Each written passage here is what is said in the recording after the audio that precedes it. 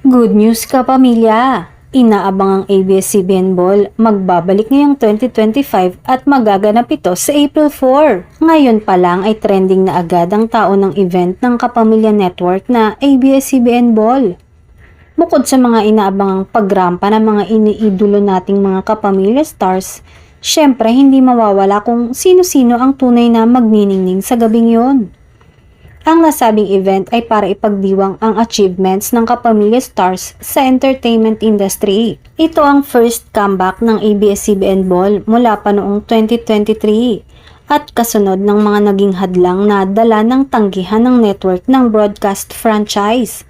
Dahil 2 taon nga bago ibinalik ang nasabing event, magpapatalbugang rumampa sa red carpet ang ilang paborito nating mga artista.